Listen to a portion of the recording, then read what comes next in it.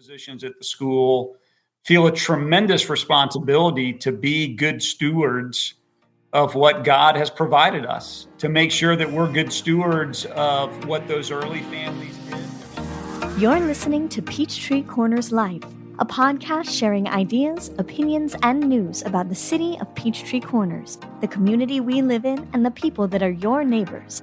Now, your host, Rico Figliolini. Hi, everyone. This is Rico Figliolini, host of Peachtree Corners Life. I want to welcome you all here today. Today's a special show, a follow-up to a feature story we had in Peachtree Corners magazine in the latest issue about the 25th anniversary of Wesleyan School here in Peachtree Corners. Today we have two guests, the head of school, Chris Cleveland, and Rob Binion, who's been an evergreen. Well, his kids have been evergreen. He's been with the school for over 25 years, I believe, going on 26 years. So let me bring them on. And there you guys. Good morning. How are you? Morning. Good morning. So Chris is on my right and Rob Binion's on my left. Chris been head of school probably, how long has it been now? 20 years, I think? No, this is my 20th year as an employee of Wesleyan School. It's my 8th year as head of school. Head of school. Okay, cool. And then Rob Binion is not only a parent with 3 kids that have gone through school, I think all of them are out now, if I understand correctly. Correct. But you're also you're a vice chairman currently on the Board of Trustees as well at the school. Correct. I served on the board since 1995. Wow. And served as the chairman for about 20 years. Wow. It's interesting history you all have. Because you started out, like many schools along this line to some degree, started out as part of a church-based school and then grew out from there. So Wesleyan, most people may not know, is pretty much a college preparatory, private college preparatory school. Non-denominational Christian school, Christian values, of course, and close to 1,200 students now. I think when you guys first moved to Peachtree Corners and took over the original plot of land, whatever that was, 56 plus acres, I guess, at the time. You were maybe a little over 500 students when you guys moved to Peachtree Corners. So who wants to start off telling us a little bit about that history, about the beginnings of that? Would it be Chris or would it be Rob? Rob was there to live it personally. I just know of it through hearing the story told. So I'll let Rob go first. Okay. So we were in Sandy Springs, founded by Sandy Springs United Methodist Church. There was a shortage of desks in Christian schools back then, especially at the high school level. So when my wife, Kathy, and I enrolled our first child in 1990, Wesleyan was a K through 8 school, or a preschool through 8 school. And the conversation, you immediately heard it. It was chatter every day, all day, about the expansion of Wesleyan into a high school. So as early as 1990, there were efforts to, along with the church, to find land, expand the school somewhere in the Sandy Springs, North Buckhead area. And so those efforts proceeded along slowly and very frustrating because it was, as it would be now, it's just very difficult to find a large enough plot of land to do that. And also there was, as you can imagine, there were amiable conflicts with the church. I mean, things as simple as parking spaces and telephone lines and who uses the gym on what night. So there was all sorts of reasons why Wesleyan needed to grow and expand, and hence eventual location of the, at that time, 52 acres of land in Peachtree Corners. That happened in a very providential way with relationships coming together, including myself and Dan Cowark, who kind of met for the first time in 1995 and started discussing that piece of land as a place for Wesleyan to relocate. So that was the beginning of a church that needed to expand its school, and then a group of parents and educators that finally found a piece of land to do that. It's interesting because most schools of this nature usually expand close by to the church that they're growing out of. But you all decided to, at the time, I moved here in 95. So in 95, there was not as much density, if you will, as there is now. So you chose to move to Peachtree Corners, far enough away from Sandy Springs that must have been a challenging subject, because I'm sure there are students that were going there at the time where parents thought Sandy Springs would be, a great place for that. So how did you attend to that? It was a huge challenge. The goal and the plan of the board was to stay as close to the current, or to Sandy Springs United Methodist Church as we could. But things happened with educators that were helping us grow. And Dan Cowart was talking to other consultants about a new school and a new high school that finally convinced the board that they needed to move 10 miles away. But then presenting that to a parent body of about 500 at the time in Sandy Springs was contentious, to say the least. But honestly, and I was telling this to somebody the other day, there were parents who said, I'm not bringing my child from Buckhead to Peachtree Corners, but I will help you. I will volunteer my time. I will give you money. So they were convinced, after the evidence was presented, that this was the best site for Wesleyan to go to. Again, providential relationships. The site was zoned. That's very hard to find. Even though there was no buildings on it, there were utilities in place, there was a road in place. Just very unusual positive circumstances that told the entire community that this was the right thing to do, and God was pushing us in that direction. I mean, certainly fortunate. Dan Cowart and the Cowart family were doing development here in Peachtree Corners, building technology park and building homes. And it almost, I get the chills a little bit because it's almost like it all did fall together correctly. Great public school system, having a great private school coming here that was already established versus having to build up from it. So just a lot of good things and enough land, it seems, for you guys to really expand on. And I think your land area now is actually 86 acres in Peachtree Corners. Correct. Yeah, we've grown from the original 52 to 86. And that was some vacant land and some houses and some other commercial buildings that we've acquired along the way. And phenomenal. You guys are just continue to expand. Even now you're expanding. I think if I remember correctly, you added an athletic, or you shifted athletic fields so then you can have a building. Another STEM building, I think, if that's right, coming up. So just a lot of good movement there. So once you had parents on board and you were able to close the deal for the land, there was nothing here, right? It's not like you took repurpose the building. So how'd that work out? I'll take a swing at that one, Rico. You're right. We had land, which was great. That had solved one of our big problems. And as Rob so eloquently put it, that was not an easy proposition for the families who had been at Wesleyan Day School, as it was called, in Sandy Springs. And at the time, Atlanta was a much different place in terms of traffic and geography 25 years ago. But to move 10 miles away from what had been our home was not a small thing. And so once we got that land, then we had to figure out the next set of challenges. You're right. This land was completely undeveloped. There was nothing but woods and mud and red clay here. I'm going to put that picture back on as you speak. Yeah. It was originally an extension of Technology Park, and that's where Dan Cowart had purchased the land. As you can see in this picture, we had a road and we had a pond. You can see a little bit of early site plan clearing of land in the upper left-hand corner of the picture that you're showing right now. And that's where we would begin to scratch out a campus.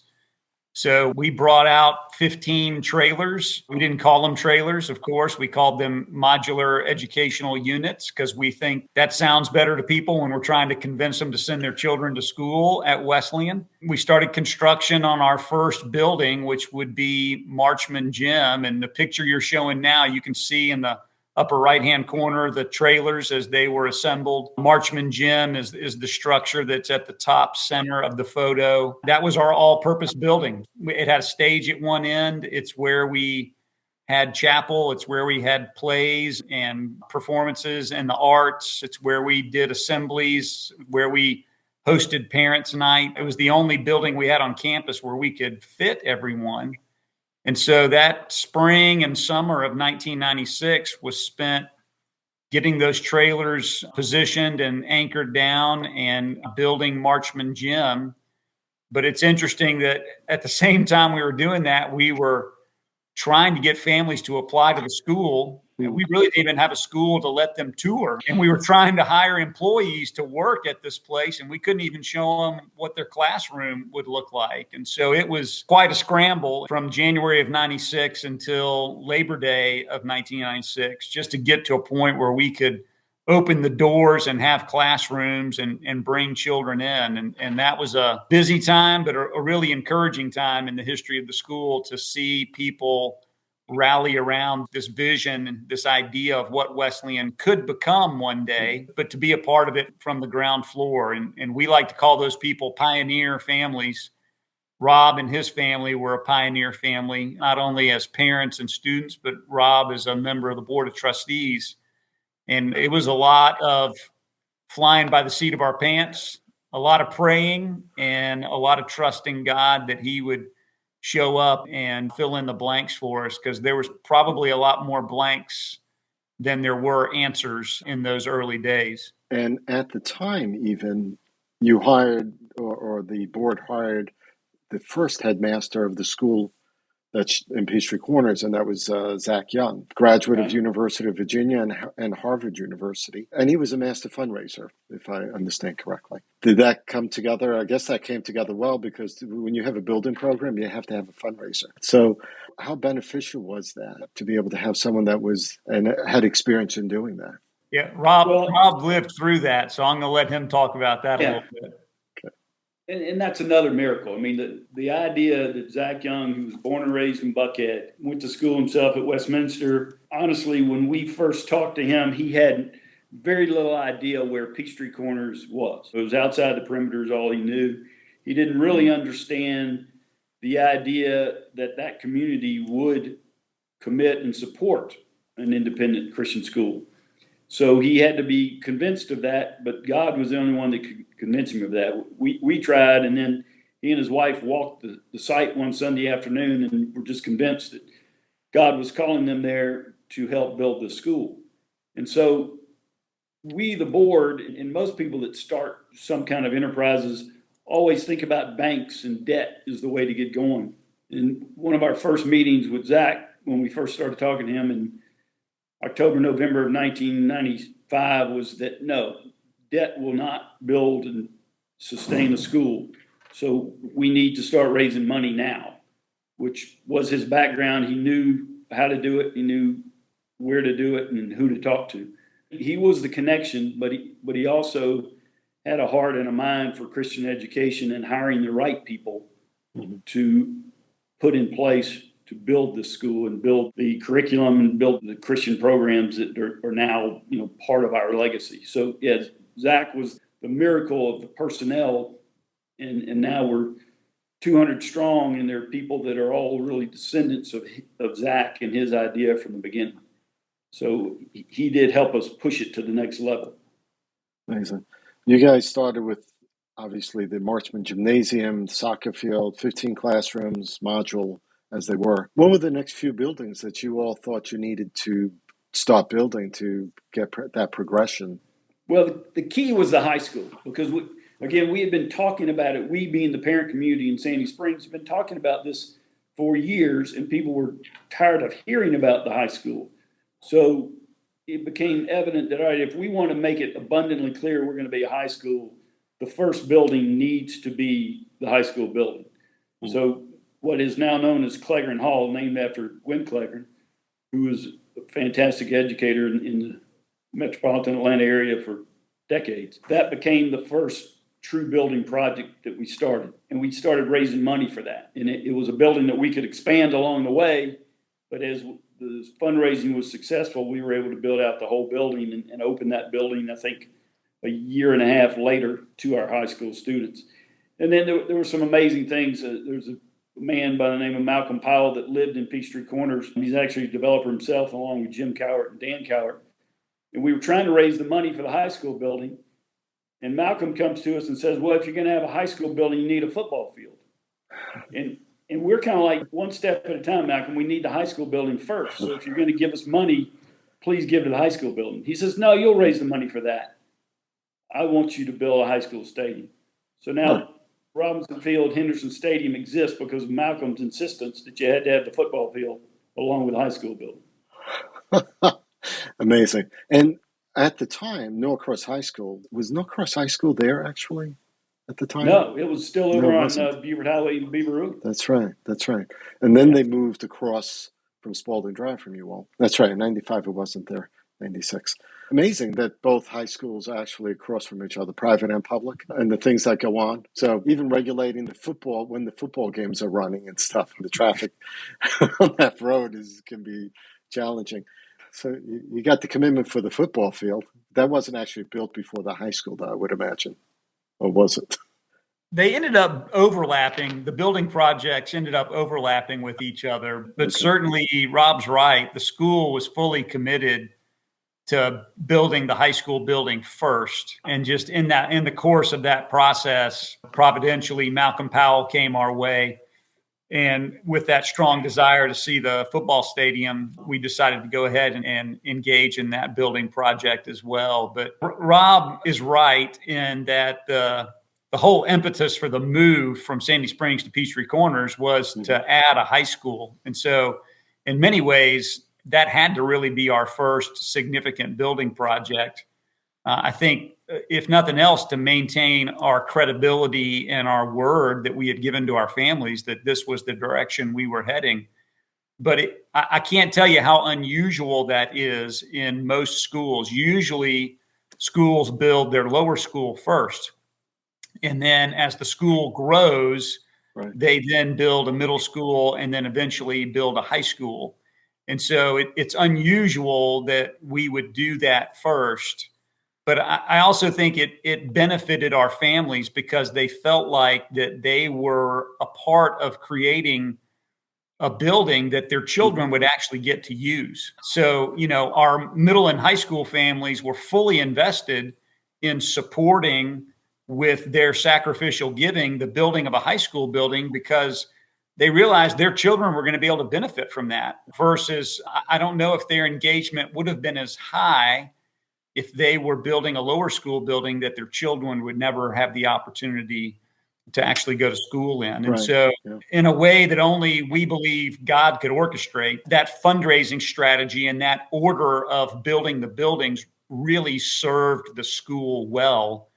And we had no idea that was going to be the case when we moved out here. There wasn't, I don't think we sat down and created a 10-year strategy and said, let's start at the top and build our way back down to a lower school.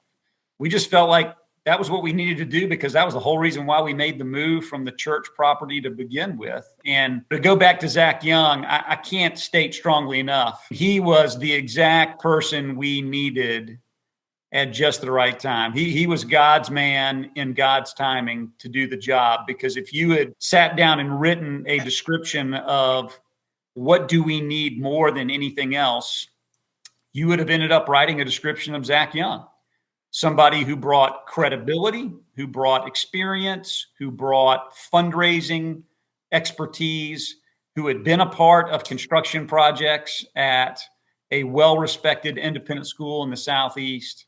We couldn't have had anybody better for the needs of the school at that time in the life of the school.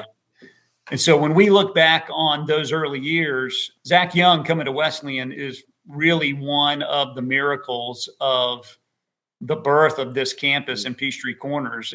Certainly the land was huge from Dan Cowart, but if we hadn't had Zach, I'm not sure what that first decade would have looked like on this campus. He was just instrumental in getting this entity off the launch pad. Interestingly enough, from an outside perspective, everything did fall right. Land, fundraising, the step towards creating the high school first, because obviously your middle school, lower school was going to feed into that high school. And had you not created that high school, it seems to me that those kids, those parents would have went to other schools instead. So rather than do that, it was a family, right? I mean, essentially school is a family, right? When you're all together like that, you all face the same challenges, you have the same goals, you have the same values. You want to be able to grow together. And I guess that's where that phrase evergreen comes from, where the kids go from kindergarten through high school and graduate, and they go through the whole school system versus where you're going from Simpson to Pickeringville to Norcross. It's all within one system, one school structure. And you get to see your friends growing through it, and parents also, and the relationships you've made. Because some of the parents, like Rob here, 25 plus years, your kids have gone through, you have 3 kids that have gone through it. Plenty of parents like that too, that have done the same at that. And you Yeah. lived in, you lived in Buckhead, or you lived outside Peachtree Corners, but then decided to move into Peachtree Corners, right? Well, I worked with a firm named LaVista Associates. When I started working with LaVista in 1983, we were headquartered in Peachtree Corners. Kathy and I lived in Roswell, just across the river. So Peachtree Corners was my domain. I didn't live there at the time. And that's why I knew it. And that's why I was able to present the benefits of Peachtree Corners to the board at that time. And again, it wasn't easy, but eventually God convinced them that it was the right thing to do. So I knew it well. And then Kathy and I moved to Peachtree Corners in, I think, 2001, and have loved it and stayed there ever since.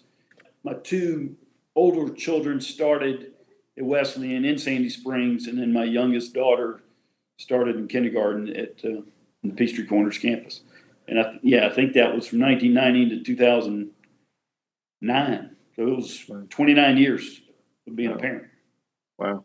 And I've known parents that have moved, that have brought their kids to Wesleyan, decided to buy homes here in Peachtree Corners. One of them I knew from that bought a home in Riverview, just past the river here on this side of the river. And they had 3 kids. They decided, we're going to move.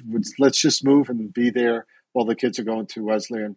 And then they would do something else after that. So it's amazing to me how parents have moved into Peachtree Corners because their kids were going to Wesleyan. They knew they would be going to Wesleyan for over 10 years. So they just decided to move to Peachtree Corners to do that.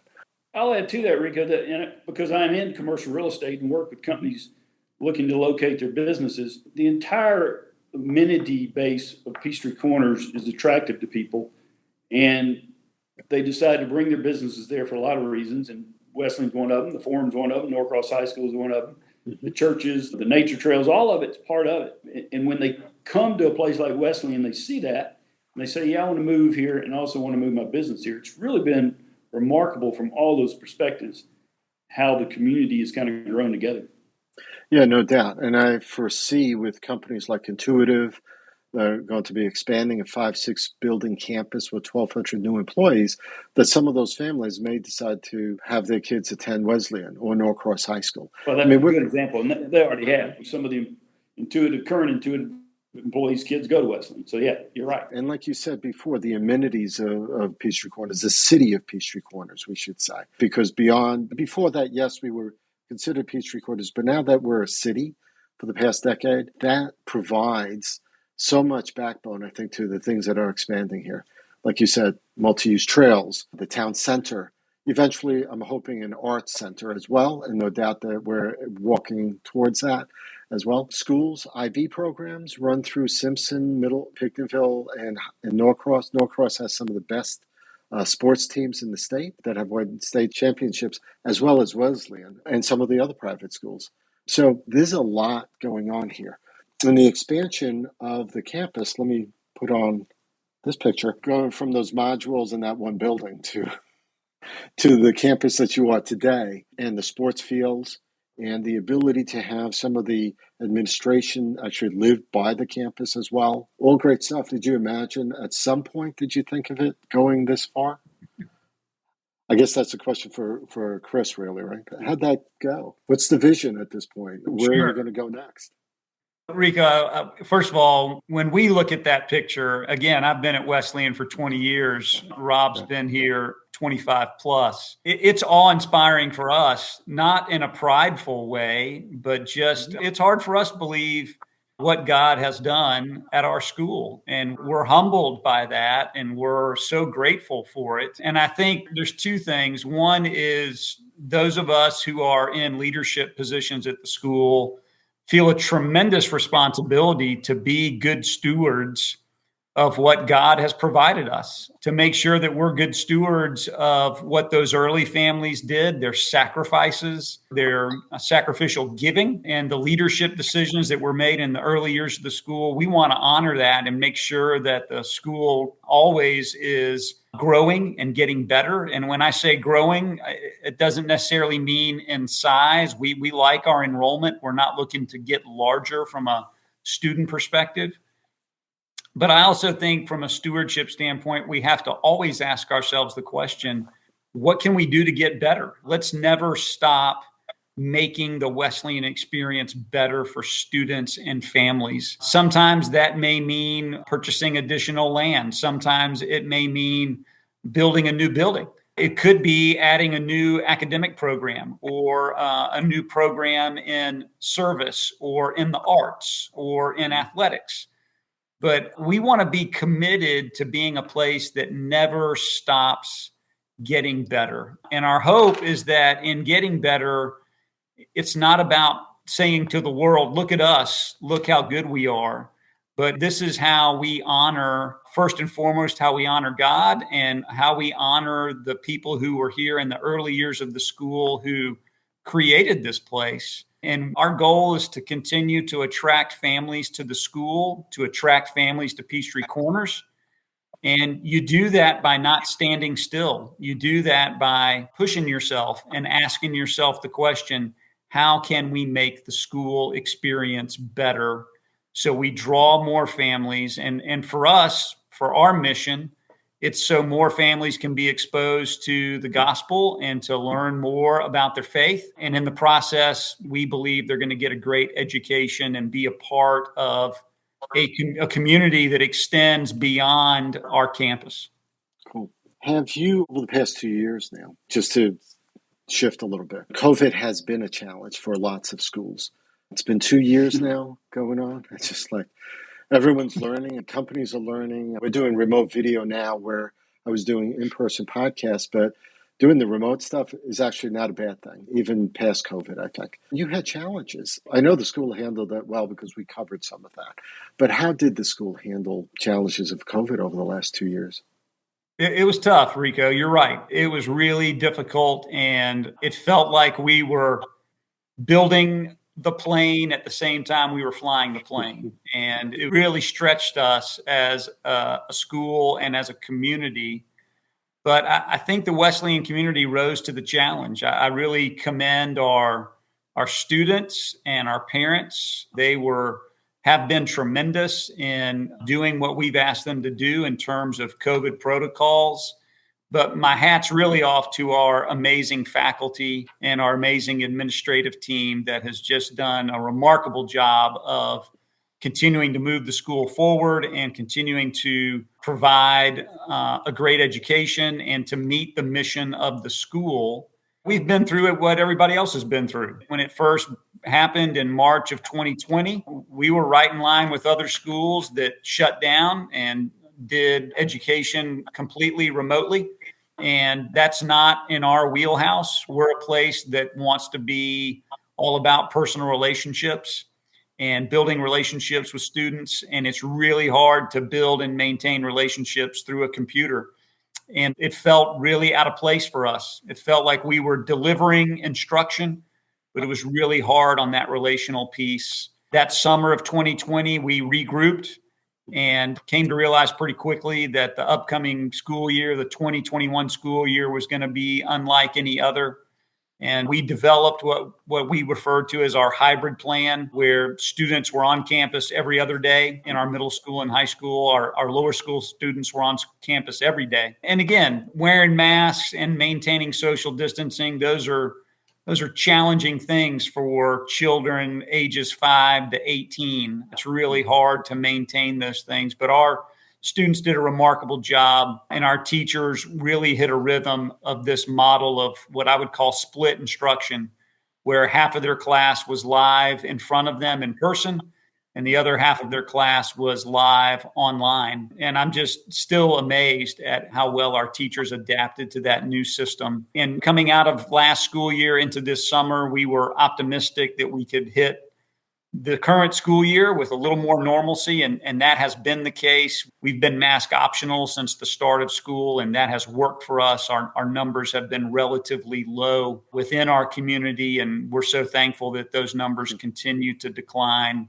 in our state and in our county and certainly at our school. But I think it's a little bit like Marine boot camp. I can look back on it now and I can say that our school really grew as a result of that, but I wouldn't necessarily want to go back and do it again. And so I'm hoping that is behind us.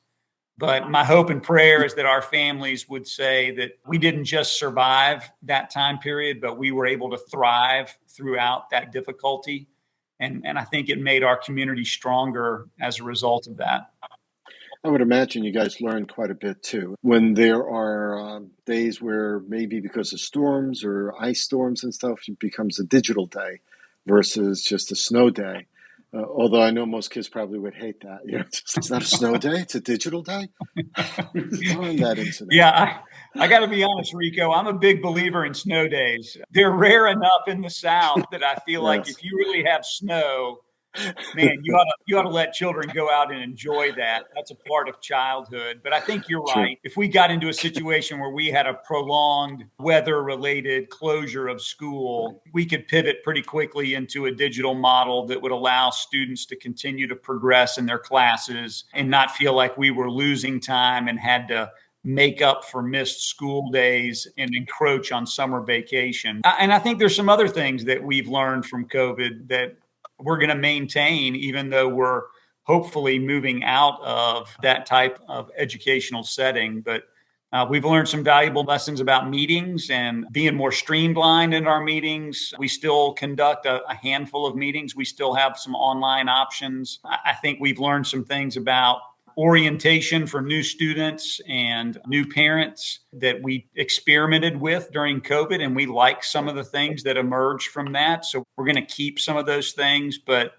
again, it's difficult because there's no substitute for being in a classroom with all of your students and being able to focus exclusively on the people who are in front of you. And that's really the bread and butter of our model.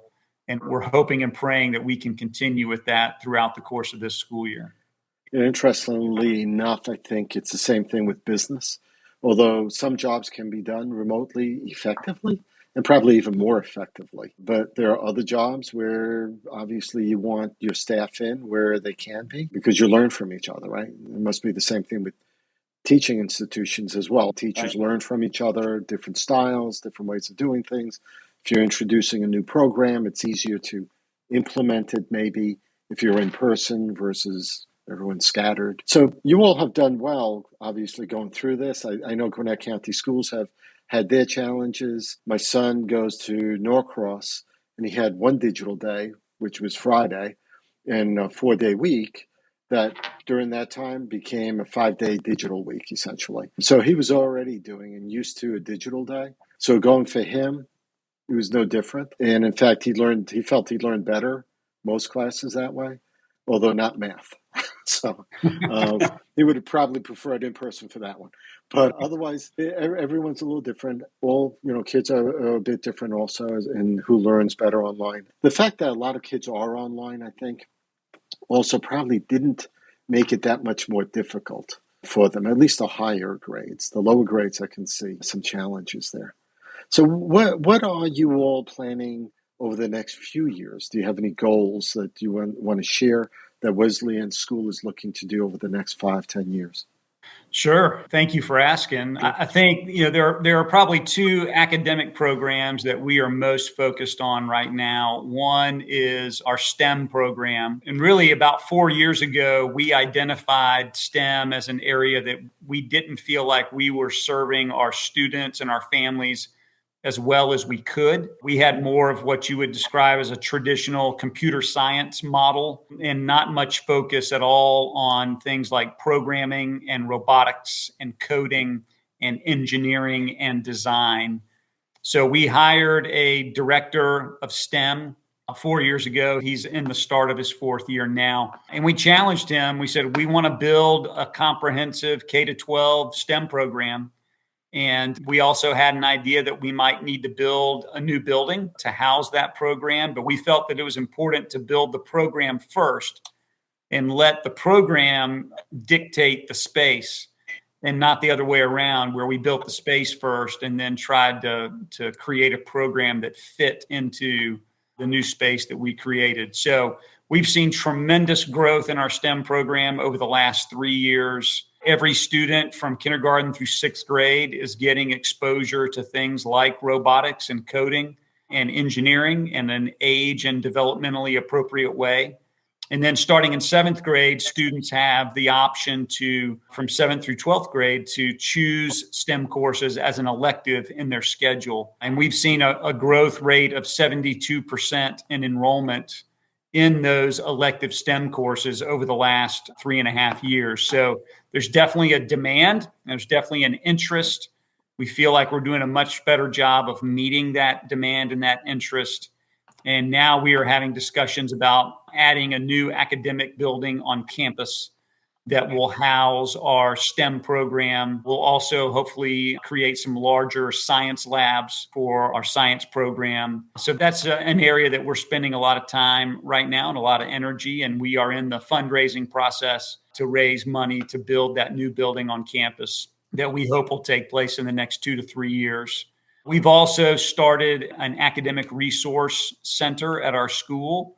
This is another area that we identified about 3 years ago, that we felt like there were students at Wesleyan who gained admission based on their own merit. They were not at all students who got here and couldn't do the work. They were typically students who had above average IQs, but they struggled in keeping all the balls in the air at the same time. And so we felt like this was a group of students in our school that we could help more without compromising our academic standards or compromising our admission standards. And we created our academic resource center. We piloted the program last year in our middle school. This year, it is continuing in our middle school. Parents do have to pay an additional fee for their children to be in the academic resource center. And it is an actual class that's in their daily class schedule that they go to. And what we really concentrate on is what we call the executive functioning skills, trying to teach children better time management, organization, to be better with their calendar, to plan ahead, looking at things like reading comprehension. So it's not a tutoring program where students come in and they are tutored by somebody who's an expert in science or math or English. It's really a skills-based program, and our goal is to teach students the skills they need to be successful so that they don't need the program anymore. So we're excited about that. I think we've got 22 students in our middle school who are in the ARC program this year, and we're looking to make a decision probably in the next couple of months as to whether or not we're going to expand that program into the high school next year. So we feel like we're meeting an academic need there that we weren't previously meeting. And instead of parents having to seek assistance from tutors outside of school, they're able to get the help that their children need during the course of the school day. So hopefully we're making that more convenient for families, but ultimately we're equipping students with what they need to be successful in the future. So those are two big academic programs, one of which is going to lead, we think, to an expansion of facilities on campus in order to meet the needs. So those two things are occupying a lot of our time right now. With the next few minutes that we have left, Rob, it's been a journey for you and your family, your kids, as an involved parent, business person. Where do you see yourself, you and Kathy, your wife, as far as Wesleyan goes? Your kids are out of school. Obviously, you're still on the board. Where do you find yourself being useful here? And what would you like to do? I mean, that's a question a lot of people ask because we have been there comparatively a long time, but it's obviously a part of our life. It's been a part of the journey of our lives and our children's lives. But what it's taught me is it's been proof of what God tells us to do, and that's to love others as He loved us. And that's what Wesleyan's trying to do. And that's what our mission's trying to do. So we kind of hold that close to everything we do. And that if we're helping love others, then Wesleyan is a place that's focused on that as well. We're not having to fight daily battles on that task. It fits well within that, and how to go about living our lives. Wesleyan just fits into it. And it doesn't mean we don't do other things outside of Wesleyan, but obviously we have friends, we have family that are still there. It's just part of our community. I believe Norcross is. I believe that the town center is. It's all part of our lives in Peachtree Corners. And I hope other citizens of Peachtree Corners see it that way. It's just a part of the community that we live in. And we just happen to spend a lot more time there because of the efforts of the organization aligned with our own hearts and our own minds.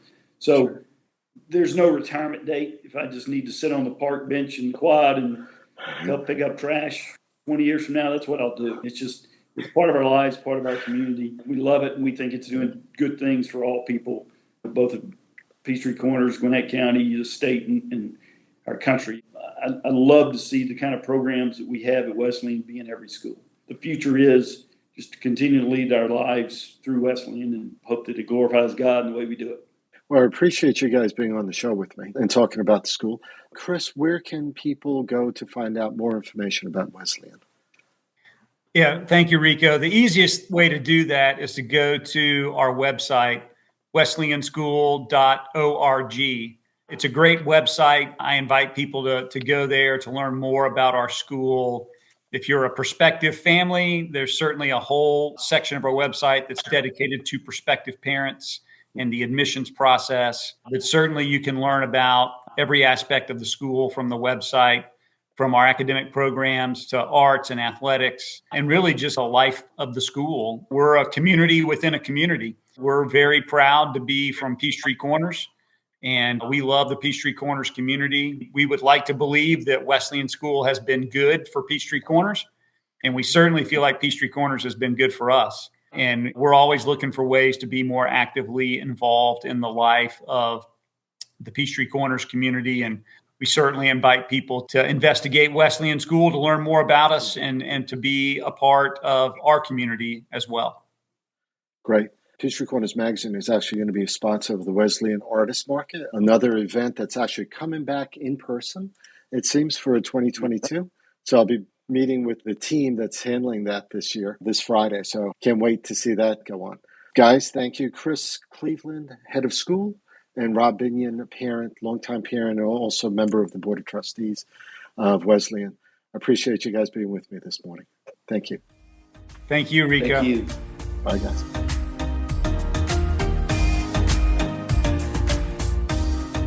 Thanks for listening to Peachtree Corners Life with Rico Figliolini. You can listen to the show wherever podcasts are found, like iHeartRadio, Spotify, and Apple Podcast. Leave us a review too. It helps others find the show as well. Don't forget to like our Facebook page and YouTube channel for notifications of our live simulcast video streams of the show. Catch our other podcast shows at livinginpeachtreecorners.com. In fact, you can listen to our other popular show, The Capitalist Sage, a twice-a-month podcast about and for businesses. The show brings you interviews with business owners, leaders, and subject matter experts. Find what you need to meet today's challenges that every business owner faces. Check out the show at thecapitalistsage.com.